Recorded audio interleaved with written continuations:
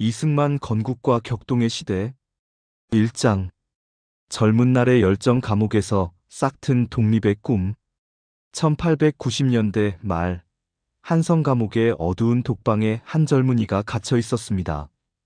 그의 이름은 이승만. 25의 나이에 독립협회 활동을 하다 체포된 그는 무기징역을 선고받았습니다. 차갑고 축축한 감옥의 벽, 쇠창살 너머로 보이는 작은 하늘이 그의 전부였습니다.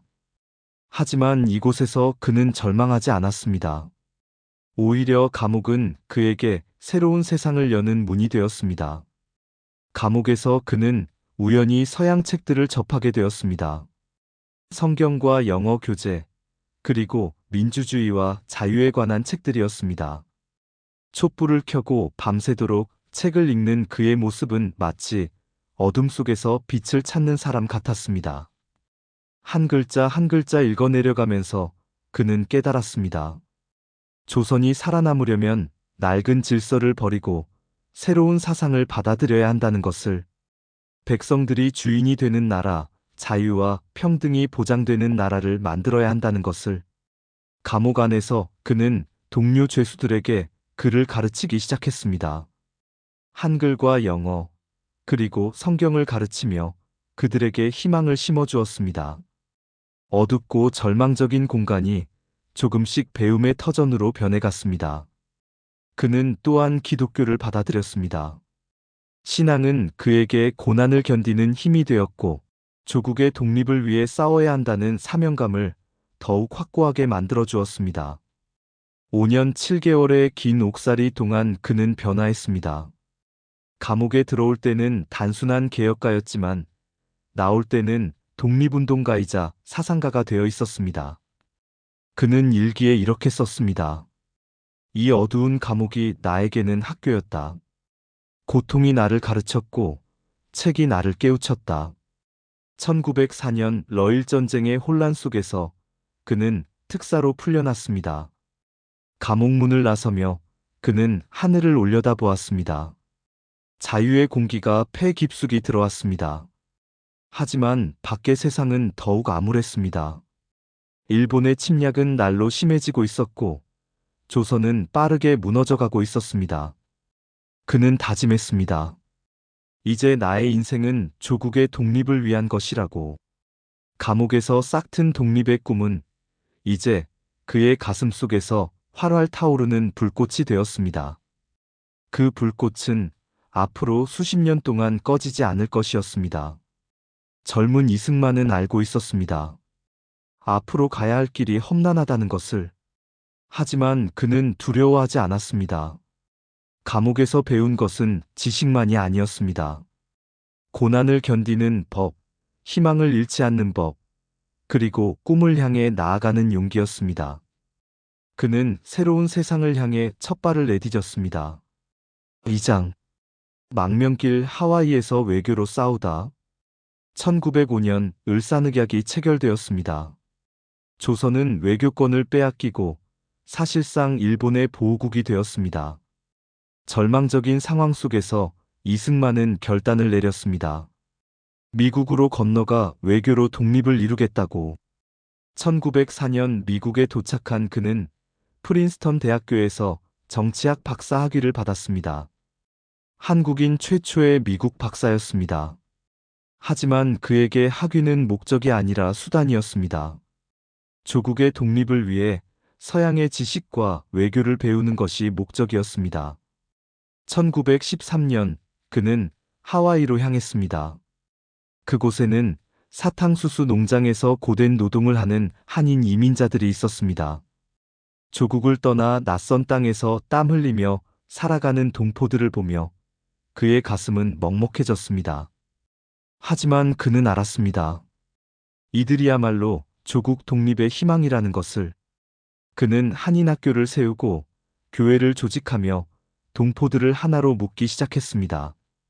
교육을 통해 민족의식을 깨우고 신앙을 통해 희망을 심어주었습니다. 그는 또한 독립자금을 모으기 시작했습니다. 가난한 이민자들이지만 모두가 조국을 사랑하는 마음은 같았습니다. 한 푼, 두 푼 모은 돈은 독립운동의 귀중한 미천이 되었습니다. 그는 연설했습니다. 우리가 여기서 흘리는 땀은 조국의 자유를 위한 것입니다. 우리가 모으는 한 푼 한 푼이 독립의 씨앗입니다.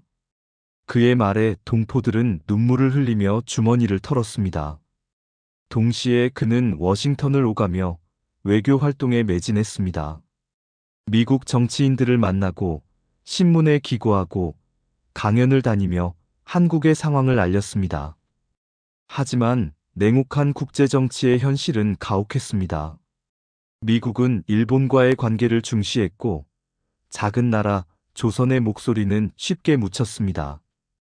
수없이 문전박대를 당하고 거절을 들었지만 그는 포기하지 않았습니다. 한 사람이라도 더 만나고 한 번이라도 더 호소했습니다. 1919년 3.1절 운동이 일어났습니다. 조국에서 독립만세의 함성이 울려 퍼졌다는 소식에 그의 가슴은 뜨거워졌습니다. 하와이와 미국의 한인들도 거리로 나가 독립을 외쳤습니다.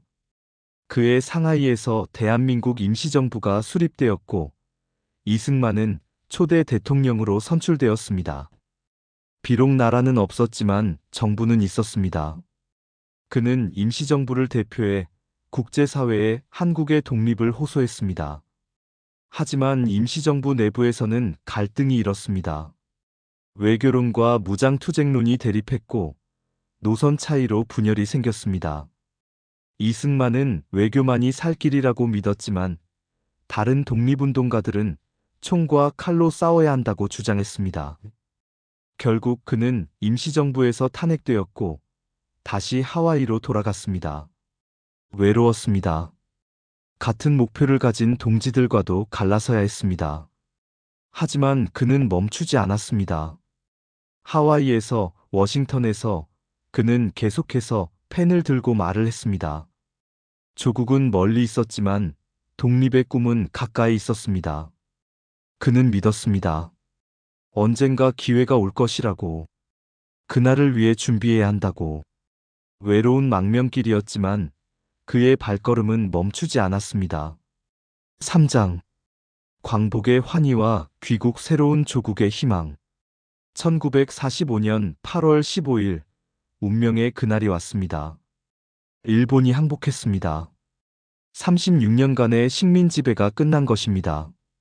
라디오에서 흘러나오는 소식을 들은 이승만은 믿을 수 없었습니다. 70세의 노인이 된 그는 하와이의 작은 방에서 무릎을 꿇고 기도했습니다. 하나님 감사합니다. 제가 살아서 이날을 보게 하셨습니다. 눈물이 주르륵 흘러내렸습니다. 40년을 기다린 순간이었습니다. 1945년 10월 그는 마침내 조국으로 돌아왔습니다. 김포 비행장에 내린 그를 수만 명의 군중이 환영했습니다. 독립 만세! 이승만 박사 만세! 함성이 하늘을 찔렀습니다. 태극기가 펄럭이고 사람들은 울고 웃었습니다. 그는 감격에 겨워 말을 잇지 못했습니다. 이것이 꿈인가 생시인가. 그토록 그리던 조국의 땅을 다시 밟는 순간이었습니다. 하지만 환희는 오래가지 않았습니다. 해방된 조국의 현실은 혼란 그 자체였습니다. 남쪽에는 미군정이, 북쪽에는 소련군이 진주했습니다. 38도선이라는 분단선이 한반도를 두 동강냈습니다. 좌익과 우익이 대립했고 친일파 청산 문제로 사회는 혼란스러웠습니다. 독립은 쟁취했지만 통일된 정부는 없었습니다. 사람들은 저마다 다른 목소리를 냈습니다. 이승만은 빠르게 정치 전면에 나섰습니다. 그는 확신했습니다. 공산주의와는 함께할 수 없다고. 자유민주주의 국가를 남쪽에라도 세워야 한다고. 하지만 많은 사람들은 반대했습니다. 통일정부를 먼저 세워야 한다고. 분단은 민족의 비극이라고 주장했습니다. 김구를 비롯한 많은 독립운동가들도 남북 협상을 주장했습니다. 정치적 갈등은 점점 격화되었습니다. 좌우 대립은 폭력으로 번졌고 암살과 테러가 이어졌습니다. 거리에서는 시위가 끊이지 않았고 사람들은 불안에 떨었습니다. 이승만은 강력하게 주장했습니다. 남쪽만이라도 먼저 정부를 세워야 합니다. 그것이 민족을 지키는 길입니다. 그의 목소리는 단호했지만 많은 비판도 받았습니다. 미군정 치하에서 정치적 혼란은 계속되었습니다. 미국과 소련은 한반도 문제를 놓고 대립했고 통일정부 수립은 요원해 보였습니다. 좌익 세력은 북한 정권 수립을 준비하고 있었고 남한에서도 공산주의자들의 활동이 활발했습니다. 치안은 불안했고 경제는 피폐했습니다. 사람들은 혼란스러웠습니다. 이것이 우리가 꿈꾸던 해방인가? 이승만은 알았습니다. 시간이 없다는 것을. 빨리 정부를 세우지 않으면 한반도 전체가 공산화될 수 있다는 것을. 그는 전국을 다니며 연설했습니다. 자유민주주의 국가를 세웁시다. 우리 손으로 우리 정부를 만듭시다. 광복의 환희 뒤에는 분단과 이념 대립의 그림자가 짙게 드리워져 있었습니다. 새로운 조국은 아직 혼돈 속에 있었습니다. 사장. 대한민국 건국 초대 대통령의 탄생. 1948년 운명의 해가 밝았습니다. 유엔 감시하에 남한만의 총선거가 실시되기로 결정되었습니다. 북한은 이를 거부했고 남북 분단은 기정사실이 되어갔습니다. 많은 사람들이 가슴 아파했지만 이승만은 확신했습니다.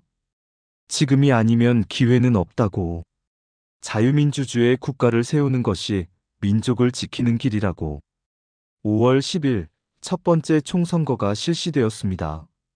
투표율은 95%에 달했습니다. 사람들은 새벽부터 줄을 섰습니다. 처음으로 손에 쥔 투표용지는 무거웠습니다. 이것이 민주주의구나. 내 손으로 나라를 만드는 것이구나. 노인들은 눈물을 흘리며 투표했고 젊은이들은 가슴 벅차게 기표했습니다. 5.10 총선거는 대한민국 민주주의의 첫걸음이었습니다. 재헌국회가 열렸습니다. 198명의 국회의원이 서울중앙청에 모였습니다. 역사적인 순간이었습니다. 그들은 헌법을 만들기 시작했습니다. 자유와 평등, 민주주의와 공화제를 담은 헌법. 밤을 새워 토론하고 논쟁하며 조문 하나하나를 만들어갔습니다. 7월 17일 대한민국 헌법이 공포되었습니다. 드디어 나라의 기본 틀이 세워진 것입니다. 같은 날 재헌국회는 초대 대통령을 선출했습니다. 투표 결과 이승만이 압도적 지지로 당선되었습니다. 180표 중 180표. 만장일치였습니다. 73세의 노학자가 대한민국의 초대 대통령이 된 것입니다. 선서를 마친 그는 떨리는 목소리로 말했습니다. 이 나라를 지키겠습니다. 자유와 민주를 지키겠습니다. 의원들은 기립박수를 보냈습니다. 8월 15일 대한민국 정부 수립이 선포되었습니다.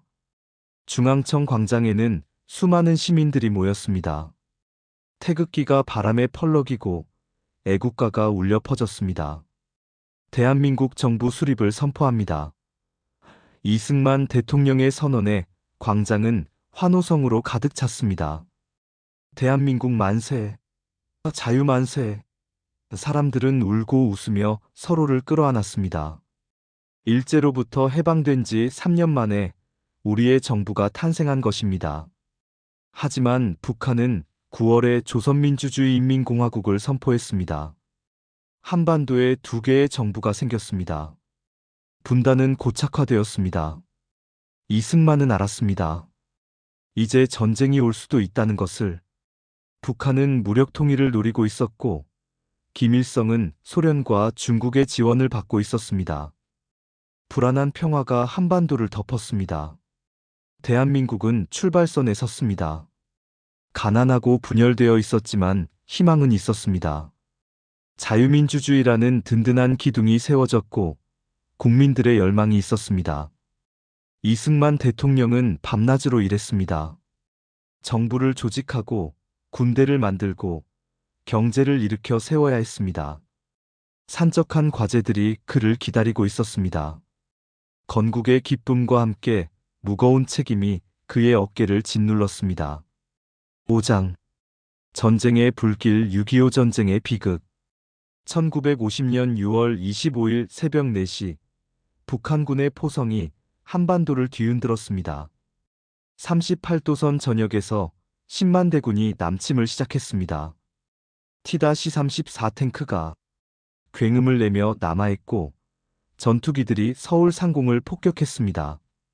평화로운 일요일 아침은 순식간에 전쟁터가 되었습니다. 잠에서 깬 사람들은 믿을 수 없었습니다. 전쟁이 일어났다니. 같은 민족끼리 총을 겨누게 되었다니. 이승만 대통령은 급보를 받고 경악했습니다.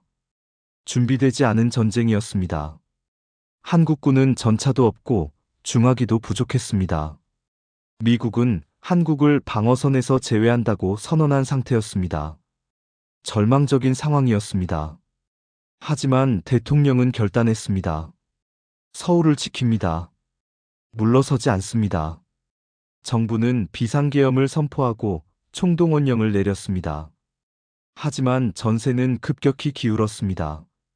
북한군은 파죽지세로 남하했고 한국군은 무너졌습니다. 사흘 만에 서울이 함락 위기에 처했습니다. 피난민들이 거리를 가득 메웠습니다. 보따리를 이고 지고 아이들을 업고 남쪽으로 내려가는 사람들. 폭격으로 건물이 무너지고 불길이 치솟았습니다. 아비규환이었습니다. 6월 27일 밤 한강철교가 폭파되었습니다. 다리 위에는 아직 수많은 피난민들이 있었습니다.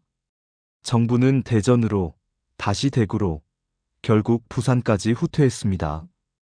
이승만 대통령도 피란길에 올랐습니다.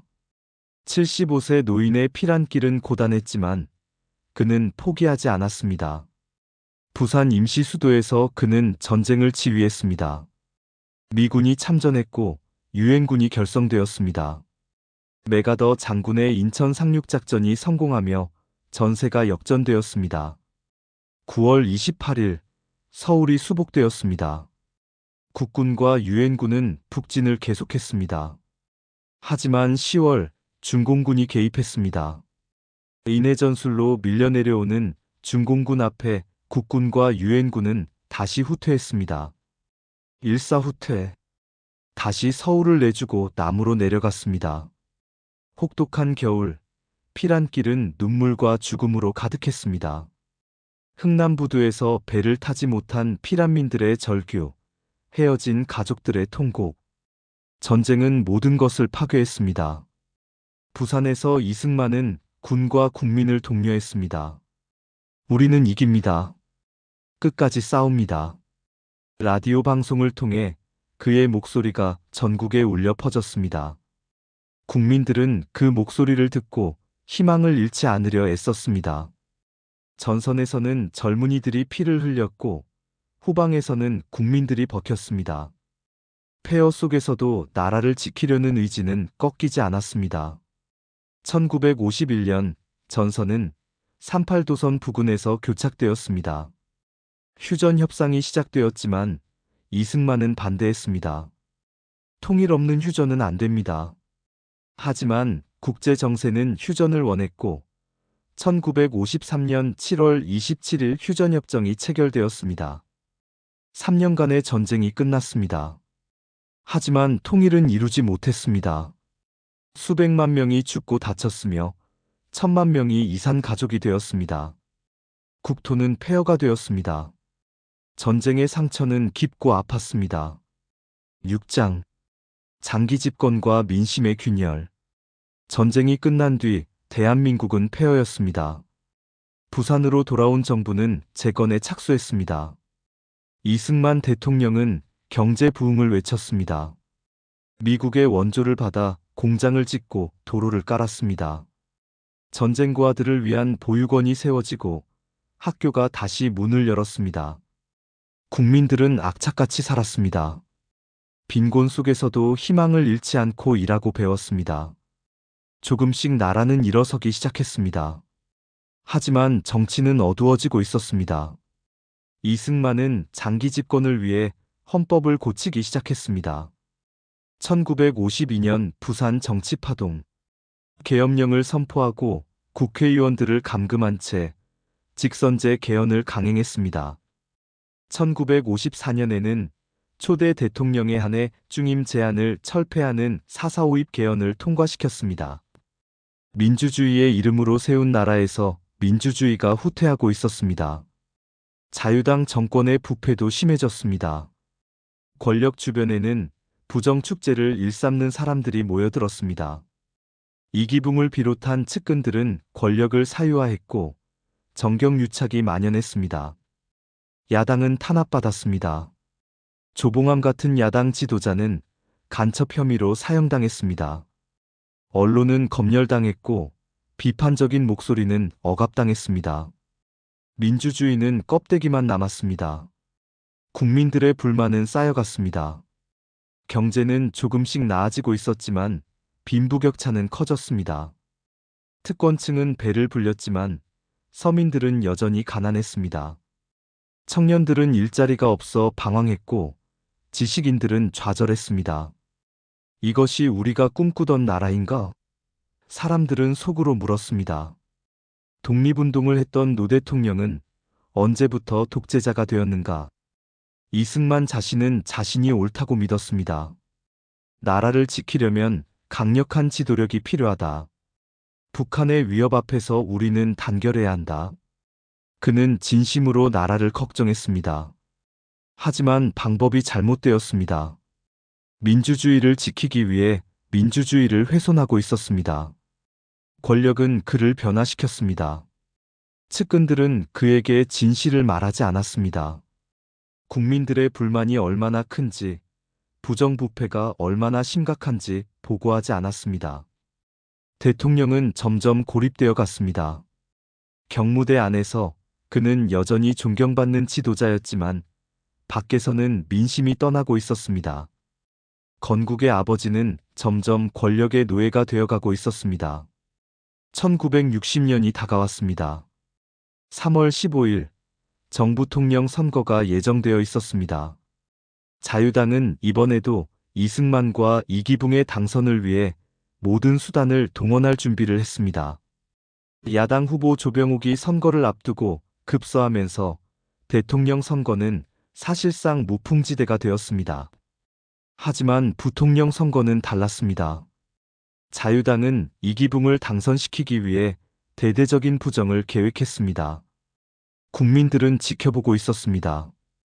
분노가 가슴속에서 끓어오르고 있었습니다. 더 이상은 참을 수 없다고. 이제는 바꿔야 한다고. 젊은 학생들의 눈빛이 달라지고 있었습니다. 거리 곳곳에서 불만의 목소리가 터져나왔습니다. 폭풍전야의 고요함이 한반도를 덮고 있었습니다. 역사는 다시 한번 큰 전환점을 향해 달려가고 있었습니다. 7장 4.19 혁명 거리로 나선 국민들. 1960년 3월 15일 정부통령 선거가 실시되었습니다. 하지만 그것은 선거가 아니라 국민을 모욕하는 사기극이었습니다. 공개투표, 대리투표, 투표함 바꿔치기가 전국에서 자행되었습니다. 사전에 도장이 찍힌 투표용지가 발견되었고 투표 감시인들은 쫓겨났습니다. 마산에서는 이에 항의하는 시위가 일어났고 경찰은 시위대에게 발포했습니다. 피가 흘렀습니다. 4월 11일 마산 앞바다에서 김주열 학생의 시신이 떠올랐습니다. 눈에 최루탄이 박힌 채였습니다. 16살 소년이 눈에 최루탄을 맞고 죽었습니다. 사진이 신문에 실렸습니다. 국민들은 경악했습니다. 분노했습니다. 이게 나라냐? 학생을 죽인 정부는 물러가라. 전국에서 항해 시위가 일어나기 시작했습니다. 4월 18일 고려대학교 학생 3,000명이 국회의사당으로 행진했습니다. 부정선거 다시 하라. 민주주의 살려내라. 그들이 학교로 돌아오는 길에 정치 깡패들이 습격했습니다. 학생들은 피투성이가 되었습니다. 이 소식이 전해지자 서울의 모든 대학이 들끓었습니다. 더 이상 참을 수 없다. 젊은이들의 눈에서 불꽃이 튀었습니다. 4월 19일, 역사적인 그날이 밝았습니다. 서울의 대학생과 고등학생 10만 명이 거리로 쏟아져 나왔습니다. 이승만 물러가라. 독재 타도. 함성이 서울 하늘을 뒤흔들었습니다. 태극기를 든 학생들이 광화문으로, 중앙청으로 몰려갔습니다. 경찰이 막았지만 학생들은 물러서지 않았습니다. 경찰은 총을 쐈습니다. 학생들이 쓰러졌습니다. 피가 아스팔트를 적셨습니다. 계엄령이 선포되었습니다. 탱크가 거리에 나왔고 군인들이 배치되었습니다. 하지만 시위는 멈추지 않았습니다. 대학생뿐 아니라 고등학생, 중학생까지 거리로 나왔습니다. 교수들이 나섰고 시민들이 합류했습니다. 민주주의 만세! 학생을 지키자! 서울 시내 곳곳에서 총소리가 울렸고 학생들은 쓰러졌습니다.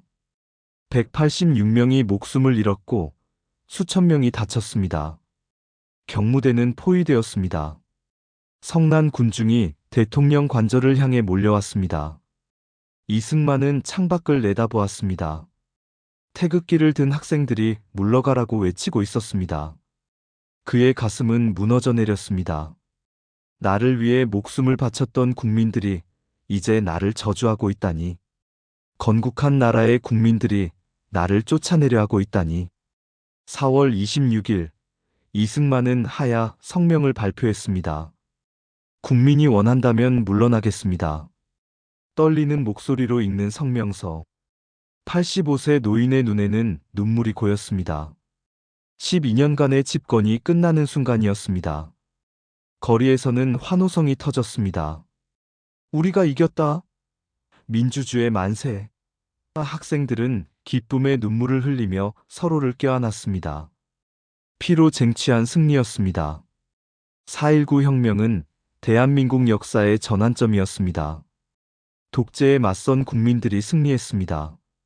젊은이들이 자유와 정의를 위해 목숨을 걸었고 시민들이 함께했습니다.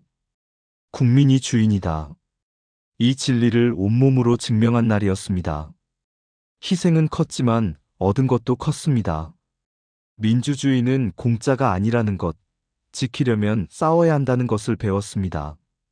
8장. 하와이의 마지막 날들 고독한 퇴장.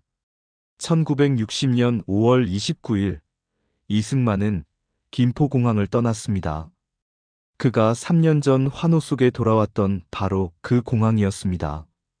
하지만 이번에는 환송인파도 만세 소리도 없었습니다. 쓸쓸한 출국이었습니다. 85세의 노인은 프란체스카 여사와 함께 하와이행 비행기에 올랐습니다. 창밖으로 한강이 보였습니다. 남산이 보였습니다. 조국이 점점 멀어져 갔습니다. 다시는 돌아오지 못할 땅이었습니다. 하와이 호놀룰루. 그가 50년 전 독립운동을 했던 곳으로 다시 돌아왔습니다. 하지만 이번에는 망명자로 돌아온 것입니다. 작은 집이 그의 거처가 되었습니다. 경무대의 화려함은 사라지고 초라한 거처만 남았습니다. 경호원도 비서도 측근도 없었습니다. 오직 아내와 단둘뿐이었습니다. 한때 대통령이었던 노인은 이제 외로운 망명객일 뿐이었습니다. 매일 아침 그는 바다를 바라보았습니다. 푸른 태평양 너머에 조국이 있었습니다. 내가 세운 나라, 내가 지키려 했던 나라. 하지만 국민들은 나를 거부했습니다. 그는 자문했습니다. 내가 무엇을 잘못했는가? 나는 나라를 위해 평생을 바쳤는데 왜 이런 결말을 맞았는가? 답은 쉽게 나오지 않았습니다. 편지가 가끔 왔습니다. 옛 동지들의 소식, 한국의 정치 상황에 관한 보고들. 그는 신문을 읽으며 조국의 소식을 확인했습니다. 5.16 군사 쿠데타가 일어났다는 소식을 들었습니다. 박정희 소장이 권력을 잡았다고 했습니다. 그는 한숨을 쉬었습니다. 또다시 총칼이 정치를 지배하게 되었구나. 민주주의는 왜 이렇게 어려운가? 가끔 옛 기억들이 떠올랐습니다. 한성 감옥에서 책을 읽던 젊은 날, 하와이에서 독립자금을 모으던 시절, 광복의 환희, 대한민국을 건국하던 감격의 순간, 6.25 전쟁의 포화 속에서 나라를 지키기 위해 애쓰던 날들, 모든 것이 주마등처럼 스쳐 지나갔습니다. 그는 자신의 인생을 돌아보았습니다. 나는 최선을 다했다. 하지만 충분하지 않았다. 프란체스카 여사가 그를 위로했습니다. 당신은 나라를 세웠습니다. 그것만으로도 위대한 일입니다. 하지만 그는 고개를 저었습니다. 나라를 세웠지만 민주주의를 지키지 못했소. 국민들을 실망시켰소. 회한이 깊었습니다. 권력이 나를 변화시켰다는 것을 이제야 깨달았습니다. 처음에 순수한 마음을 잃어버렸습니다. 건강이 나빠졌습니다. 85세를 넘긴 노구의 망명 생활은 버거웠습니다. 병상에 누워서도 그는 조국을 생각했습니다. 내가 다시 태어난다면 무엇을 다르게 할 수 있을까? 하지만 역사의 가정은 없었습니다. 이미 모든 것은 끝났습니다. 그는 기도했습니다. 하나님, 제 조국을 지켜주소서. 제가 세운 나라가 자유와 민주의 나라로 번영하게 하소서. 1965년 7월 19일, 이승만은 90세를 일기로 생을 마감했습니다. 하와이의 작은 집에서 조용히 눈을 감았습니다. 임종 직전 그는 중얼거렸습니다. 고국이 보고 싶소. 그의 손에는 성경이 들려 있었습니다. 파란만장한 인생의 마지막이었습니다. 독립운동가에서 건국 대통령으로, 그리고 독재자에서 망명객으로 영광과 추락을 모두 경험한 한 시대의 거인이 떠났습니다. 그의 유해는 한국으로 돌아왔습니다. 국립묘지에 안장되었습니다. 많은 국민들이 조문했습니다. 비판도 있었고 찬사도 있었습니다. 어떤 이는 건국의 아버지라 불렀고 어떤 이는 독재자라 비난했습니다. 이승만은 공과 과를 모두 가진 복잡한 인물이었습니다. 역사는 그를 쉽게 평가하지 않았습니다. 하지만 분명한 것이 있습니다. 그는 대한민국이라는 나라를 세웠습니다. 혼란과 전쟁 속에서 자유민주주의 국가의 기틀을 만들었습니다. 동시에 민주주의를 훼손하고 독재의 길로 갔습니다. 그의 인생은 우리에게 묻습니다. 진정한 지도자란 무엇인가? 권력이란 무엇인가? 나라를 사랑한다는 것은 무엇을 의미하는가? 이승만의 이야기는 끝났지만 대한민국의 이야기는 계속됩니다. 그가 세운 나라는 여전히 존재하고 국민들은 민주주의를 지키기 위해 싸우고 있습니다. 4.19의 정신은 살아있고 자유의 가치는 계속 이어지고 있습니다. 역사는 흐르고 우리는 그 역사로부터 배웁니다. 이승만의 삶이 주는 교훈을 가슴에 새기며 우리는 더 나은 미래를 향해 나아갑니다.